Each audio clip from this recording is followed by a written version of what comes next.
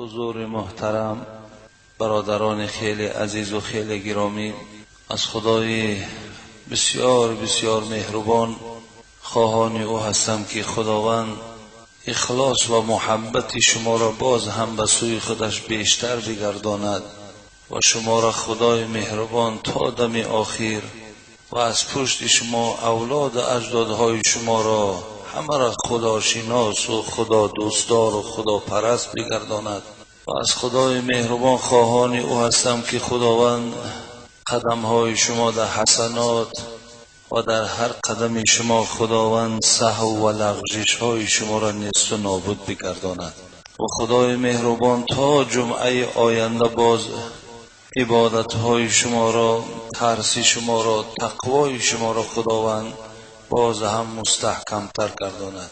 و از خداوند مهربان خواهان او هستم که خداوند همه گذشتگان شما را رحمت و مغفرت و بیماری های شما را خداوند شفای کامل و مسافرهای شما را خداوند صحت و سلامت و خاندان رساند. آمین یا رب العالمین. کدام این برادر عزیز ما قاری شمشاد و برادرمان داملا حاکم و اینجا یک گروه برادرای ما که باز سحر به ایشان آخری داشتیم، برادرها از وحدت آمدن با امیدی دعا و با امیدی که خداوند کارهای ایشان دهم، خاندان ایشان دهم برکات نصیب گرداند. و دیگر برادرانی که در اینجا هم از دیروز مهمان هستند، خدای مهربان باز هم عبادت هاتون نورانی و جمع شما را خداوند از هر درد و غم نگه دارد. برادرای عزیز و خیلی گرامی، این جمعه من خواستم که سوال هایی که در پیشم دارم برای شما جوابشون گردانم. اگرچند چند سوال های تعجیلی که در دست من دادند، ولی اگر امکانیت شد جواب میگویم، اگر امکانیت نشد انشاءالله این سوال هایی که در پیش دارم برای شما جواب میگردانم. السلام علیکم حاجی بابا، خدا عمر شما را 200 سالت گرداند. سوال دارم، خواهش میکنم که برای من جواب گویید. یکم، من برادرای عزیز شاید سوال ها را مختصرا جواب گردانم، به خاطری که خیلی سوال ها زیادن و سوال جواب های ما از 3 جمعه و 4 جمعه بیشتر نیست و همه اینها جواب گفتم نمیتونم.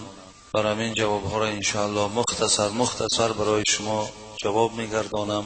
باز خدا خواهد برای شما موضوعی نوی که بسیار از من خواهش کردن درباره دروغ گفتن صحبت داشته باشین که هر زمان مرا زنگ میزنن، انشاءالله من برای شما بیان میکنم. علل خصوص برادرای ما که در شهرهای روسیه بسیارتر این مردم مسلمان یکدیگر را با طریق دروغ گویم حق یکدیگر را میخورند، یکدیگر را در هر یک آفت و بلا میکشند.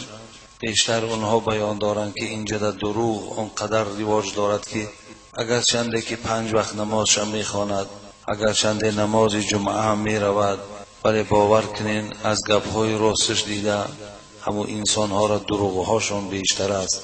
گفته آیا همین دروغ در ایمان او، آیا همین دروغ در عبادت او یگان خلل ذلیل پیدا نمیکند؟ گفته سوال ها میکنه. انشاءالله که من این بعد خدا خواهد برای شما مفصل تر بیان میکنم. خب یکم سوال، کسی با مرگ نزدیک است چگونه او را تلقین کنیم؟ یعنی برادران عزیز و گرامی، شما هم باید بچه های هوشیار باشین، بچه های ناترس باشین، جوانای با غیرت باشین، زیرا از بسیاری شما را ببینین در پیشتان پدراتان جان میدهد، مادراتان جان میدهد، خواهر و برادراتان جان میدهد.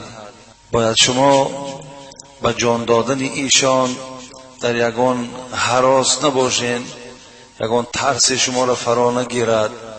شما از نزد اونا دویده به خانه های همسایه و که فلانی را بیارین که پدر من در نزع جان است، یا برادر من در نزع جان است، یا مادر من در نزع جان است، میروی که فلانی نیست، یا در بازار یا در یگان کار دیگر مقصد مشغول است. خب در اون حالت شما بسیار زمانهای میشه که تا کسی را میخواهیم پیدا کنیم که میگوییم که ها آدم نزدیک شما جان به حق تسلیم کرده است. زی خاطر شما برادران عزیز و گرامی همین صورت ها را میبینیم که نزع جان نزدیک آمد. پیامبر گرامی در حدیث مبارک میگفت لکنوا موتاکم لا اله الا الله. شما مراد از موتاکم اینجا همون حالتهای نزع جان است. وقتی میبینین کسی از شما نزدیک به جان دادن است، شما لا اله الا الله لا اله الا الله گفته در بیخ گوش او تکرار کردن گیرید. ولی اگر به شرطی که اون کسی که در نزع جان است، در سکرات است، خب در زبانش آورده نمیتواند، خب شما باید مجبور نکنین که پدر یا مادر یا برادر همین کلمه را گو، همین کلمه را تکرار کن. این ده حق ندارین شما. زیرا برادرای عزیز حال او را خودش میداند و خدا میداند. ما و شما از حال ایشان آگاهی نداریم که در اون حالتی که او جان به حق تسلیم میکند چه حالت مشکله، چه وزنینی های در بالای او هست. ما از حال او که آگاهی نداریم. پس بسیاری وقت خواهش من همین است که وی گوید، ولی ماها باید مجبور نسازیم برادر هست. فقط در بیخ گوشش گفتن بگیر لا اله الا الله لا اله الا الله. تیز همین کلمه های زیبا را در بیخ که گوشش گفتن بگیریم. اگر مبادا یک لحظه از همون سکرات و از همون غمرات موت اگر نجات یافت و یکی همین کلمه در گوشش زد و با زبانش گفت همون سخن پیامبر گرامی که من کان آخر کلام لا اله الا الله دخل الجنه. کسی را اگر آخران کلمه از این دنیا می گفتگیش لا اله الا الله باشد، درهای جنت بالای او گشاده است. ممکن که بسیاری ما کوشش کنیم که همین ما و شما یا گذشتگان ما و شما این کلمه را گویند، ولی اگر مبادایی که نگفتنم، برادرای عزیز او مؤمن است و ایمان دارد. او در حالتهایی که گویم تنصیحتی و در حالتهایی که بالای پای بود او مسجد می آمد، او خدا را عبادت میکرد. برای او انشاءالله یگان غم و یگان دقت نیست.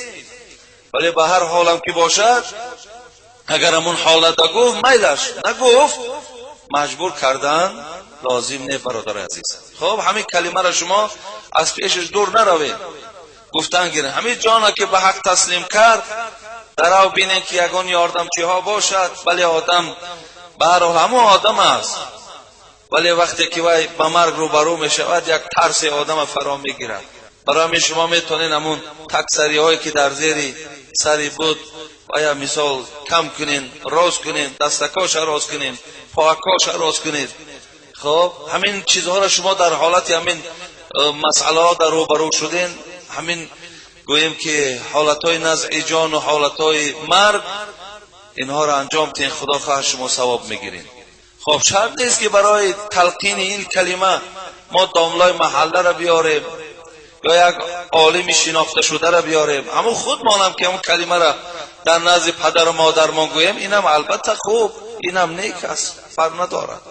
دوم، بوسه کردن میت چهل است.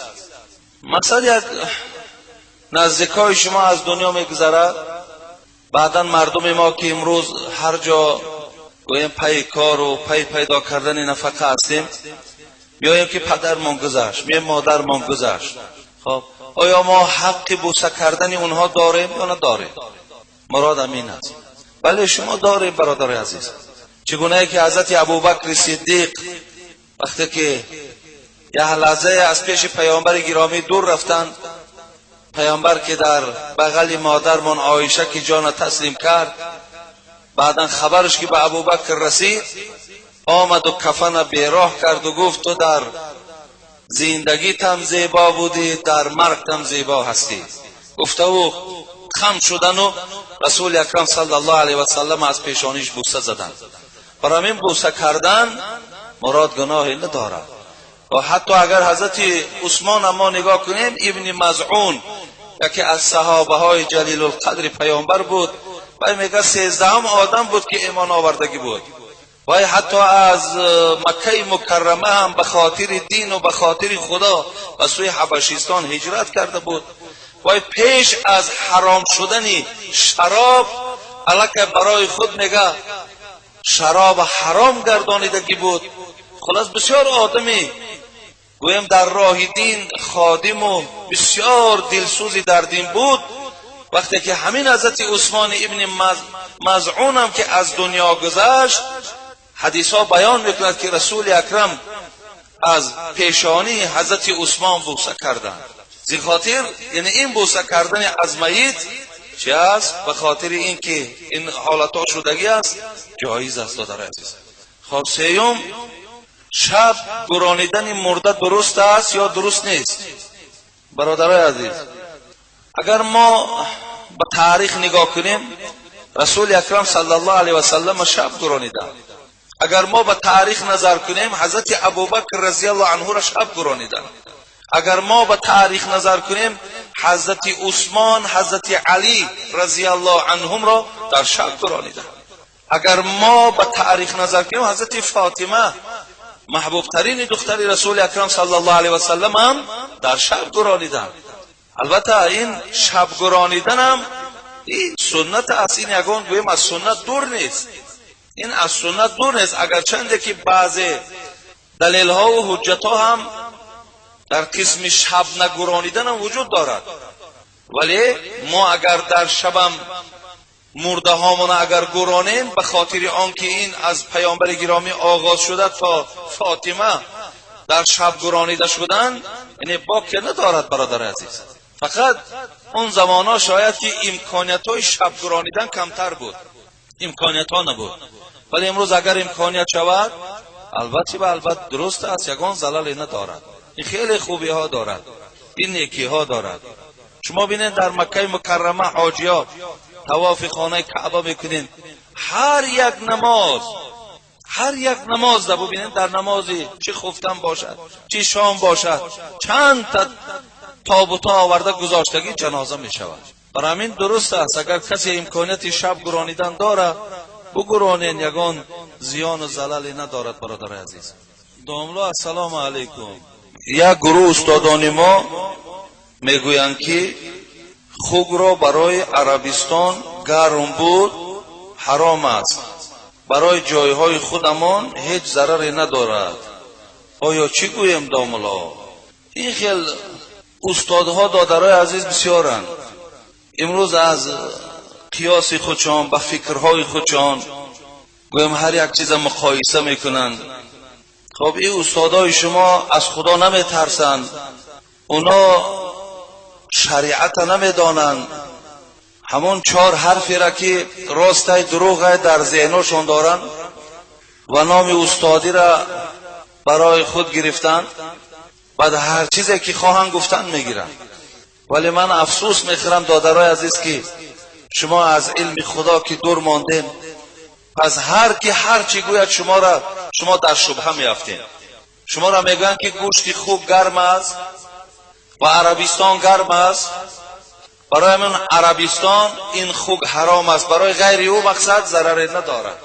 اگر همین را جدی گفته باشد و کافر می شود.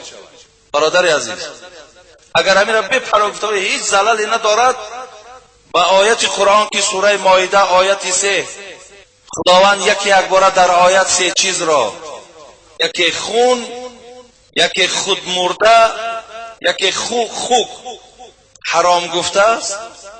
اگر کسی همین را گوید که همین برای عربستان است، برای ضرری ندارد، خودش کافر می شود، نکاحشان بریده می شود. اینا باید از سر اینا تجدید نکاح کنند، از سر اینا باید ایمان بیارند. زیرا سخن اینا خلاف آیت قرآن است. برادر عزیز و گرامی، این قرآن چیزی نیست که انسان به عقل خود هر خیلی که خواهد تغییر دادن بگیرد. این دینم برای فقط مردم عربستان نآمده است، این دین برای تمام عالم تا به روز قیامت آمده است. برای این دادرای عزیز خوب در همه زمان حرام است، در همه مکان حرام است. زی خاطر شما فقط عقیده بر حرام او داشته باشه، امروز خدا رحمت کند مجتهدای ما و شما را که در اطراف خوب بعض بحث و مناظره ها دارن، گفتگوهای دارن که آن کسانی که خوک میخورند اکثریت اونها گویم 100% اونها دیوسن، اونها ناموسشون از دست میتین، اونها ننگ ندارن، اونها گویم که غیرت ندارن. کسی که خوک میخورد شما یک بار نظر به زندگیشون کنید، یعنی در زندگی هاشون چگونه هستند. برای همین تماما سخنی استاداتان دادره عزیز قبول نداشته باشید. چیزی که قرآن میگوید شما جان و وجودتان همگی را روانه به سوی قرآن کنید. چیزی که قرآن میگوید پیرو به قرآن شوید. اینها را گوش نکنید دادره عزیز. خب السلام علیکم اکای داملا. من در دانشکده معلمم. گاه وقت خواننده ها یگان هدیه میارن، وای برای ما حلال میشود یا نه؟ مثلا بعض معلم هایی که چه در مکتب های میانه و چه در دانشکده ها که خواننده ها چیز هدیه میتین، برای اونا حلال است یا حرام؟ البته این حرامی ندارد برادر عزیز و گرامی، به خاطر آنکه شما شاید در راست همو طلبه‌ای که به شما هدیه میتید زحمت میکشین و یا دائم گویم که با او درس‌های علاوگی دارین یا برای ذهن او را قوی گردانیدن چاره‌جویی ها دارین. خب این خلاص یگان خدمت شما که به او میرسد، او در عوض یگان هدیه برای شما آورد و داد، این برای شما حلال است. ولی در عوض آن که اگر زکاتکش در باها گذاشتن در کار باشد، او 1 ماه 2 ماه و 3 ماه نخواند، اهمیت نداد، درس نه آمد، ولی به خاطر آن که تو گویم و یا مورد یگان سرزنش و مورد یگان ملامت و مورد یگان زحمت قرار نتی و برای تو یگان چیزی هدیه آورد و داد، این البته برادر عزیز پاره می شود. این پاره گفت پیامبر گرامی الراشی و المرتشی فی النار، هر دو پاره خور و پاره دهنده هر دو در آتش دوزخ. و این بسیار یک خیانت کلانه در حق او فرزند و در جان خودت و در همین جامعه هست. یعنی اگر این خیل پاره‌خورها بیشتر باشند از این جامعه آباد نمی شود و هیچ وقت از این جامعه هم او شخصیت‌هایی را که ما خواهش داریم که گویم آدمان خوبه که صاحب معلومات و دانشمند و آینده در این مردم خدمت کنند، اینا هم مثل همون پیشواهاشون باید پاره‌خور دیگر می شوند. از اینا دیگر یگان امید باقی نمیماند. عمر ابن عبدالعزیز که عمر ثانی میگویند حضرت را، میگد بار حضرت بسیار فقیر بودند، اگر چنده که دولت در دستشون بود، بسیار فقیر بودند. چنان فقیر بودند که یکی از زنهایی که نزدیک عمر ابن عبدالعزیز زندگی میکرد به نام مسلمه، میگه بار آمد که از خشتباری نزدیکش بود و عیادتش آمد، نگاه کرد که بیمار است، ولی در بدن عمر ابن عبدالعزیز یک کرته هست چرکین شده است. بعدم به خدمتگاری که به نام فاطمه ابن عبدالملک بود با او سفارش داد که کرته عمر ابن عبدالعزیز را شستشو کنید. و از بین میگد یک مدت گذشت، باز دویم باره آمد، دید که همون کرته در بدن عمر ابن عبدالعزیز است ولی باز چرکین تر شده است. مسلمه میگوید به فاطمه، گفت فاطمه من به تو سفارش دادم که این کرته را شوید، برای چی کرته وایده شستید؟ گفت قسم به نام خدا، گفت مسلمه همون کرته که در بدن عمر ابن عبدالعزیز میبینی همون تنها یک کرته دارد، دیگر کرته ندارد، اگرچند که دولت در دستش بود. یعنی اونها گویم که دنبال مال نبودند، دنبال ثروت نبودند، اونا با تمام هستی خودشون در راه خدا خدمت میکردند. میگه بار بسیار خواهشی سیبش آمد، گفت همین سیب گفت بسیار میوه خوبی هست، بازم میوه خوب بسیار بوی خوب دارد. بچه عمکش میگه که در همون مجلس نشسته بود، میگه دره و رفت همون سیب آماده کرد، آورد در پیش عمر ابن عبدالعزیز گذاشت. بعدا میگه عمر گفت تشکر زیاد، گفت برای کسی که این سیب را بر نزد ما آورد و به غلامش گفت که اینو برده گفت به همون کسی که به ما سیب آورد به همون صاحبش تقدیم کن و از نام ما دعا و رحمت در حق ایشان و ما در حق ایشان دعا گوییم. بعدا غلامش میگد گفت آخر عمر گفت و یا بچه عمتان آورد. آخر پیامبر گرامی هدیه را میگرفتن، صدقه را نمیخوردن. میگه عمر ابن عبدالعزیز گفتن آخر وای به حال تو، او پیامبر بود، هدیه برای او هدیه بود، ولی برای ما پیشواها گفت هدیه همچون رشوه است. گفت مقصد این سیبی که آورده است این غرض دارد، این سیبی که برای من آورده داد از یک طمع دارد، او از این چیز خواهش دارد، برای همین بهترش گفت پس برده به همون بچه عمه که من تسلیم کنید. برای من اگر امروز استادای ما، کسانی که گویم در دست اونها بهای فرزندای ما هست و اینکه تقدیر فرزندای ما نادان و دانشمند شدنش با آنها حواله است، اگر امروز هر هدیه‌ای که آرند و گردانند گویم بچه‌ام برای من حاجت نیست، برای من در کار نیست، بره و همین در جان خودت یا در جان یگان بچه نداشتگی استفاده بر، این نور بالای نور می شود. ولی افسوس که امروز از اگر چنده که ما با او استادا ملاقات نداریم، ما همنشین هم نشدیم، ولی زیر دستاشون آمده میگویند که اونا چی ها میکنن، چه مقدار پول ها طلب میکنن. افسوس که دیگر از او فرزند یگان امید خوبی دیگر باقی نمیماند. خب السلام علیکم و کیدام الله. در قبر با کدام زبان پرسیده میشوی؟ در قبر با کدام زبان پرسیده میشوی؟ برادرای عزیز و گرامی، قبر گفتن همون در سنن ترمذی حدیث به یادم آمد که مولای حضرت عثمان حضرت هانی میگوید کان عثمان رضی الله عنه اذا وقف علی قبر یبکی. حضرت عثمان این صحابه جلیل القدر، این داماد پیامبر، میگوید وقتی که نزد قبر که میرفته است، در پیش قبر که می ایستاده است، حضرت گریه میکرده است، قبر میدیده است. حتی یبل لحیته، مولاش میگد اونقدر گریه میکرد که ریش های کلانی که حضرت عثمان داشت میگه با آب میگه گویا که شسته باشی، اونقدر گریه میکردن. ولی امروز برادر عزیز ببین ما چقدر از قبرستان هم نمیترسیم، از قبر هم نمیترسیم. برادرای ما و شما در قبرستان قهقه خنده را ببین، در قبرستان این غیبت ببین، در قبرستان گویم بچه ها حاضر حتی که سر یک منزل رفتند این آبنوشی ها را ببین، مقصد یک وقتای خوشی گذرانیدن را ببین.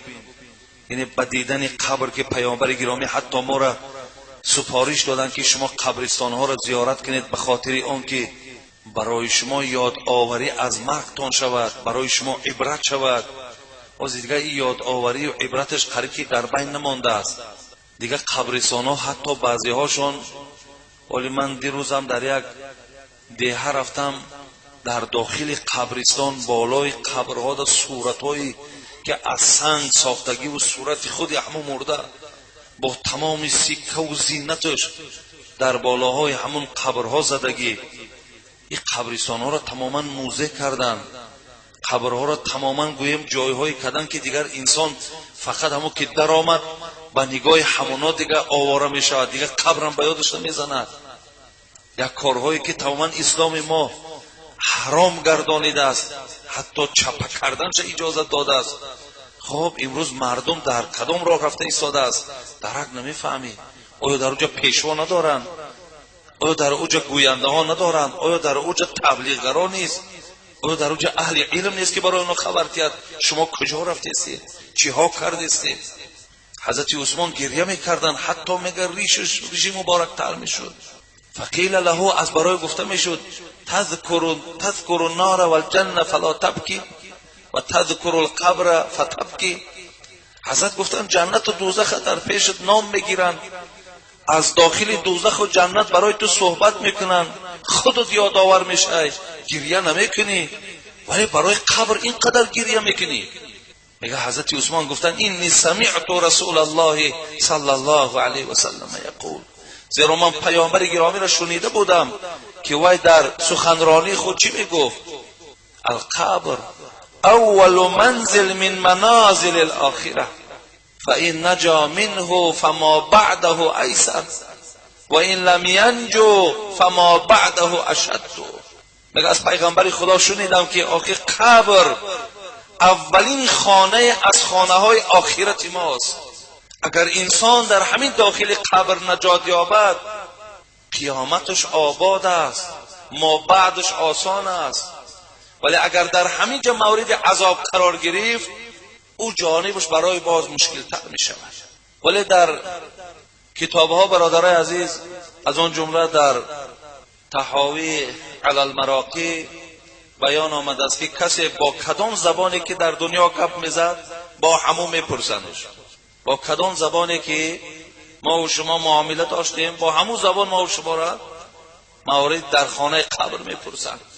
ولی در حدیث ها برادر عزیز با زبان عربی آمده است که در قبر خداوند ما را با زبان عربی همون ملائکه های منکر و نکیر من ربک و من نبیک و من دینک میپرسند. خداوند برای ما و شما در اونجا جواب دادن با زبان عربی را آسان و عادی میگیرد، گویا که ما در دنیا با زبان عربی معامله میکرده باشیم. دوم، اگر انسان در حالت جنابت مرده باشد یک بار غسل میتی یا دو بار؟ یک بار برادر عزیز. اگر کسی در حالت جنابت جان به حق تسلیم کند این هم جای یگان شرمندگی و یگان جای عار نیست برادرای عزیز و گرامی.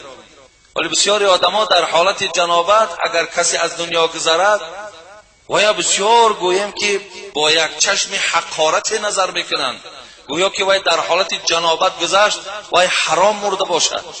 شما فراموش نکنید که آدمی جنوب قطعی سلام کردن گناه نیست، ولی در حال حیاتش آدمی جنوب در روش نگاه کردن یگان گناه نیست. حضرت عایشه مادرمان میگه گاه پیامبر گرامی سحر از جایگاه خوابش میخیست ولی در حالت جنابت بود. شب به من خانه‌داری میکرد، شب در حالت جنابت خواب میکرد، سحر در حالت جنابت بیدار میشد. یعنی این ساعتهایی که در این بین میگذرد این گناهی نداره برای مؤمن. از بعضی گفته‌هایی که مثال قبلا ها بود که جنوبت میبرن و چاک میکنن و فلان میکنن و دیگر همه اینا گویم یک سخنهای بافته و بی‌معنی بود در حق آدمای جنوب.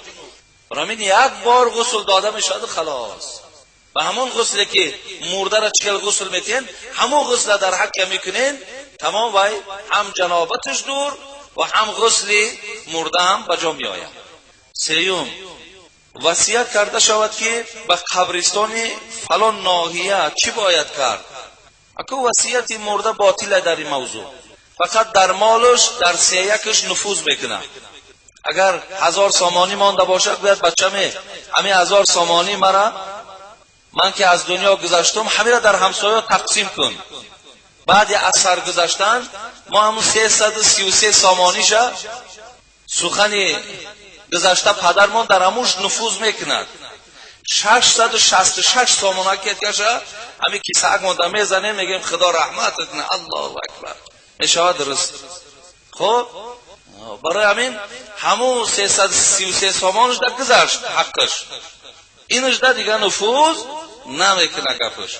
برای همین اگر ما را وصیت کنه بچه‌مه همین مرده مرا میگیری و خاولین میبری یا مومن آباد میبری یا حصار یا دوشنبه یا فلان جا، خب وصیتش در این موضوع بیکاره، سخنش نمیگذره.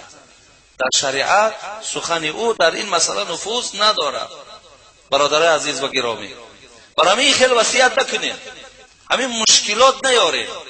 دائم ببینید پیامبر گرامی میگم بعثت میسرین ولم تبعث معسرین، آمدم که فقط آسانی بیارم، نه آمدم که بالای شما مشکلات بیارم. برادر عزیز شما ببینید چند آدم چند ماشین سرگردان چقدر کو به کو یا رهبرت 4 ساعت و 5 ساعت همین مشکلات چی در کار ایجاد کردن.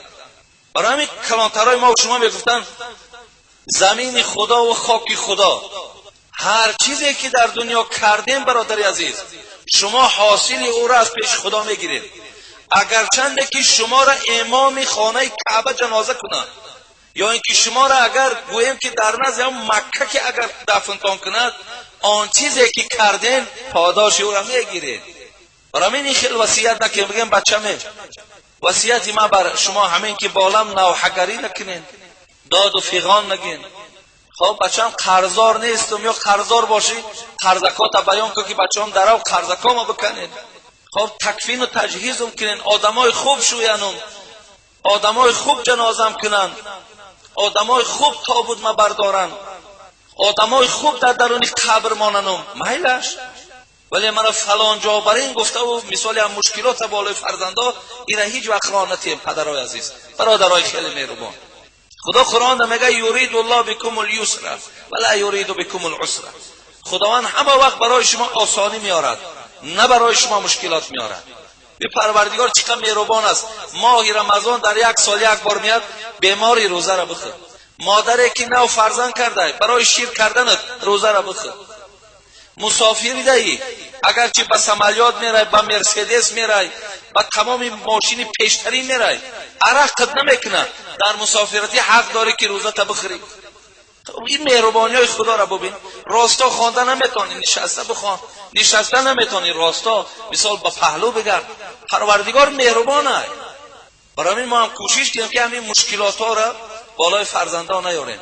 بچه‌م من مردم گاوی پیشی بکش، این گپ نگو.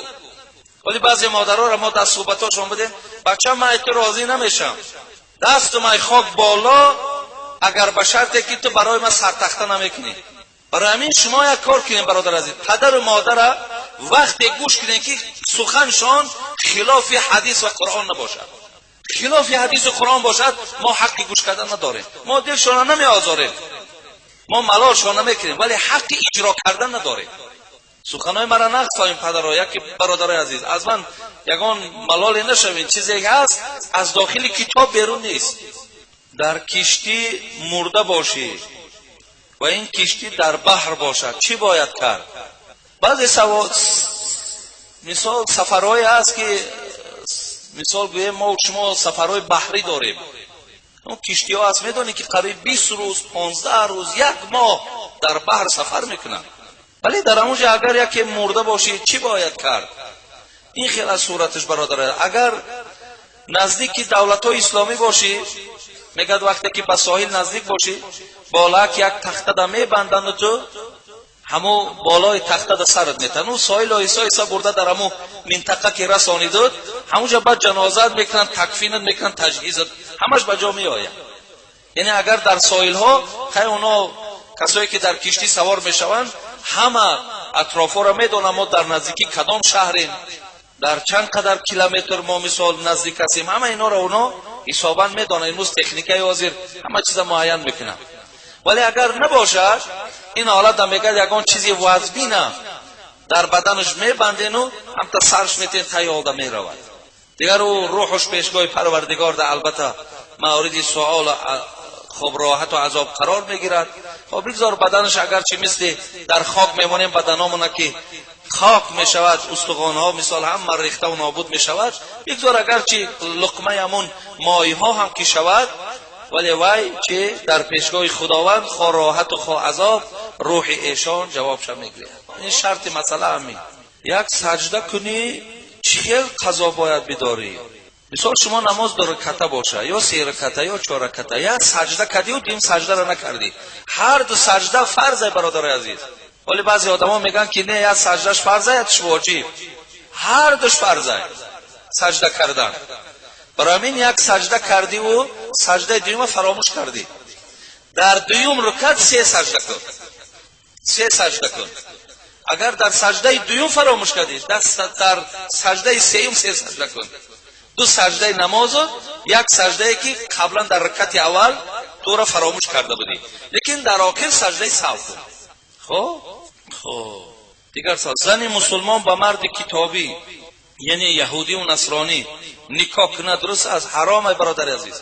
یعنی با مردای کتابی کسی با مرد یهودی یا با مردی که دینی نصرانی دارد اگر با او رفته زن شود، این نکاح اینا حرام است. برای مرد مسلمان زنی کتابی را گرفتن درست، اگر به شرط کتابی باشد.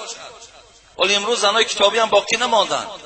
امروز فقط همین بچه‌های خوشروی با قوت که یافتن فریفتتون میکنن، خب نکاح را میدرارندتون، برای که از او مردکای و دیگه بهره ماندگی نیست. اونا همه از همون آوان مکتبیشون الکه ارکگالی کن.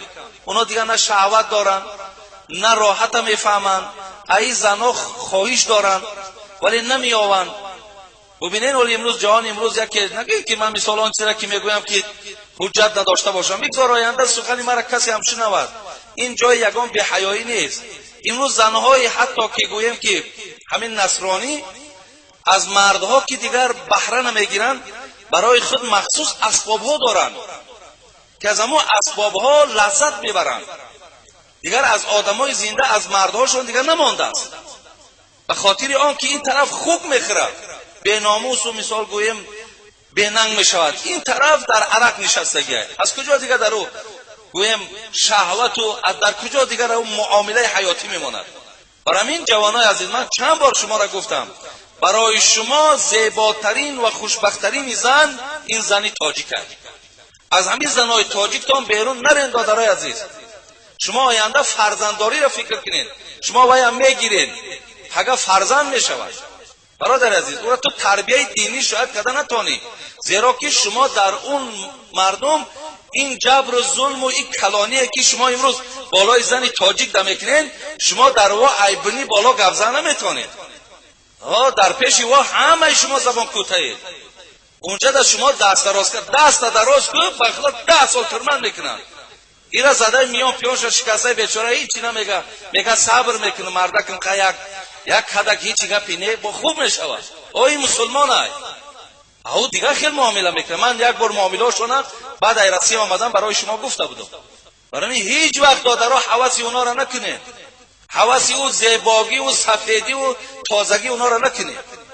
فقط امروز ما و شما برای خواهرای خودمان، برای مردم خودمان که امروز تنفروش شدن، امروز گویم رفته این خداشون در هم دولت‌های روسیه هم در همونجا رفته حواله کردگی هم. چند اون زپسا حتی هست دیدین بچه‌ها نسبت حتی همین دخترای تاجیک که در همونجا قپیدن و کمی ننگ ناموس کردن، چی معامله‌ای کردن که همونو سر از روسیه به ملکای خودشون بیاین، موهای سرشون تراشیدن از قهرشون. برای همین زنی مسلمان مرد کتابی را گرفتنش کلا حرامه، اون نکاح هم نداره. ما را یک بار دیگر هم خیرات کرده بودن همین که تو نسبت نصرانی ها و نسبت دین نصرانی ها تحقیر میکنی. من به خاطر او تحقیر میکنم که یکمش دفاع از دین اسلام میکنم، دومش مسلمانم، سوم پگه به جامعه هم دل ما میسوزه. یا فرزند ما و شما نصرانی شود، خب 4 روز یک سلفی پیدا شید، تحریریش پیدا شید، تبلیغیش مثال دیگرهایی که در همین جامعه ها هر خیل نامشان گرفتن، خب حکومت ها در او جلوگیری کردن که جامعه در خطر داره. نصرانی خطر نداره، زردشتیش خطر نداره، البته اینا را خطرش بیشتره. اینا نه محمد قبول داره نه قرآن. از همه خطر اینا هست برادر عزیز. فریفته نشین برادر عزیز. اصحاب پیامبر به نیم تکه اینان حیاتشون بردن. امروز به اندک مال همینا فریفته شدیم، خدامان نصرانی میکنیم، گاه از کدام دینی میبرایم، یک بیناموسی و بیننگی و همون نه حسی ملی داریم نه حسی دینی داریم. همه بدبختی در تو هست. از همه بدترش همین که خدا گفت این الدین عند الله الاسلام، فقط دینه که من او را قبول دارم و پیرواش راحت میتیم، این اسلام است و خلاص، دیگر هیچ دین نیست برادران. خب دیگر نکاح بین جن و انسان جایز است یا نه؟ جن انس، نکاح جن و انسان جایز نیست برادر عزیز، جایز نیست. ولی امروز رقیه خانه را ببینن، جنها را وقتی بیماری ها را میخونن در گپ میبراین کن. ولی بسیاری از زنهای هستن جن که به مردها مقصد دل بستگیان، مردهایی هستن که مردهای جن به زنهای مثال گویم مردم مسلمانیم شما و شما داد و گرفت دارن، همخوابگی دارن.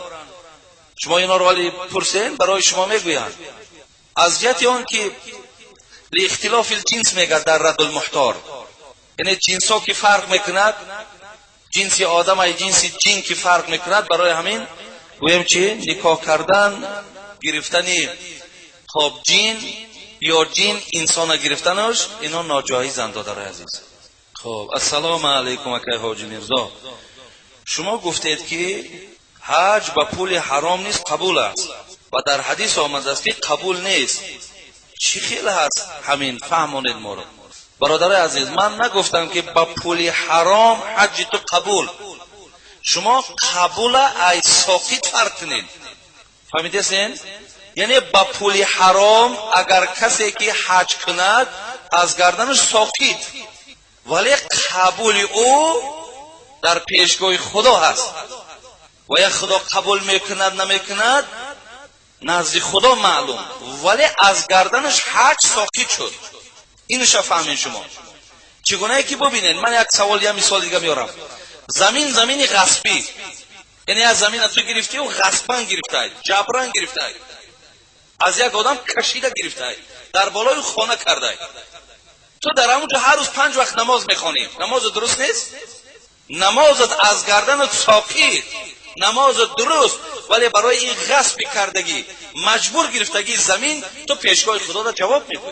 برای این حج از گردنت ساقط، ولی با پول حرام رفتنت پیشگاه خدا را جوابگری دارد. خب این خیلی فهمین. شما ساقط از قبول فهمین. خب حج اگر زن کند لیکن محرمانش نباشد قبول است یا نه؟ مثال یک زن حج می رود تنها، نه پدرش همراهش، نه شوهرش، نه دادر، محرما، کسانی که نکاح این زن با اونها ابدی حرامه. یعنی این مسئله چیزای فقهی را شما فهمید. ابدی حرام به مثال پدر، دادر، اکا، خب امکیش، تقاییش، اینا نکاحای اینها با این گویم خارزای خود چون دختر و خواهری خود چون ابدی حرام است، اجازت نیست. با این محرمای خود اگر حج رود قاعده هم همین است و دلالت هم بر همین است و حدیث پیامبر بر همین است. ولی اگر به شرطی که به محرمش رود حجش درست شده است، ولی به خاطر به محرم رفتن گناهگار شده گیای، حج با کراهیت درست است. خب فهمیدین هم مسئله را؟ حج با کراهیتش درست. چگونه یک آدم نمیجا حاضر امکانیت ریش ماندن دارد، یکی ریشته میمانه، به ریش نماز میخوانه، نماز کراهیت دارد. نماز خوانده سایو، یکی کراهیت دارد برای که تو الله که ترک سنت داری. این هم از مانند همون است. سیوم، ما در آب ناپاک گوشت را پختیم، ما را گفتن که گوشت حرام است نخوردیم، چی باید کرد؟ سوال در یک آب ناپاک گوشت پختن، همین خیلی سوال است. باید حرام است یا حلال؟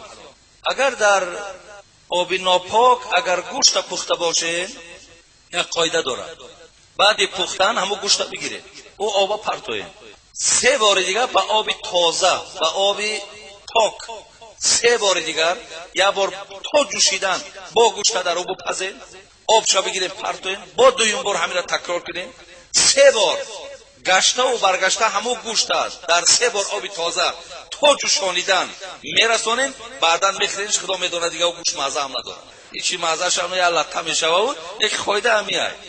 اگر بخوای که سون سوخته باشه و گوشت نباشه و نادار باشی، انا که بارشید 3 بار دیگه دنبالش میجوشانید میگیری بعد میخوریش، بعد حلال برادر عزیز. و ایلا حرامه برای در آب ناپاک جوشیدگی. خب در تمام وجودش آب درآمدگی است. اگر فرزندت در دین نصرانی مرد، قبر و کفنش چیل است؟ خدا پرده کنه. اگر یکی از فرزندها در دین نصرانی مرد، خود پدر مسلمان است و بچهش کافر است، کافر کتابی است، بگید آیا این کفن قبرش چیل میشیده باشد؟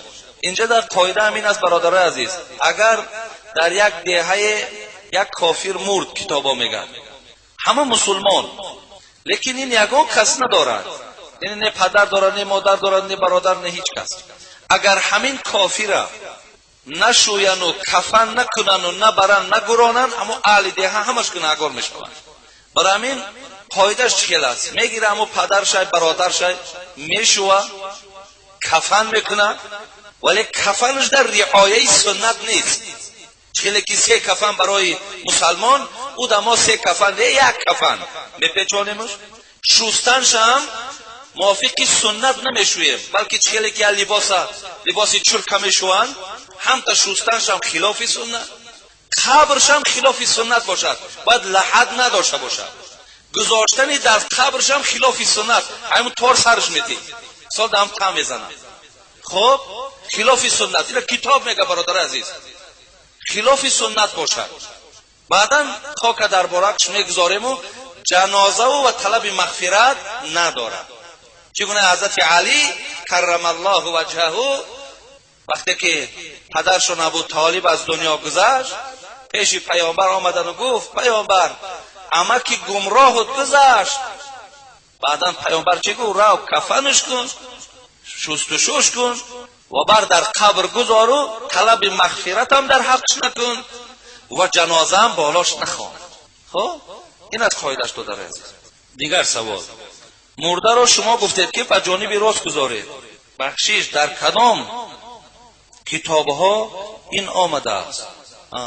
ما یک بار گفته بودیم که وقتی ما مرده ها را قبرستان میبریم در داخل قبر مردم ما در یک تعامل شدگی، این قاعده سنتیش این نیست، تعامل های که مرده را ما با پشت در خانه قبر میمانیم و فقط روش طرف قبله میگردانیم. این خلاف سنت های، این خلاف سنت های برادر عزیز. اگر کتاب تو خواهی دادر عزیز مجموعه الفتاوا را تماشا کن، حواشی خلاصه الفتاوا، همچنان کتاب میتونی هدایه را نگاه کن، میتونی خود متن خلاصه هم آمده است. بسیار کتاب ها که موافق سنت همین است که ما کم داخل لحده باید یک تریبه گوییم، یک طرفه هم تا میکنیم که همین خواباندنش در خودش روش سوی قبله باشد، نگردانیدن. برادر عزیز همین چیزا شما ترغیب کنیم به خدا قضایی، بسیار جدی گپ است.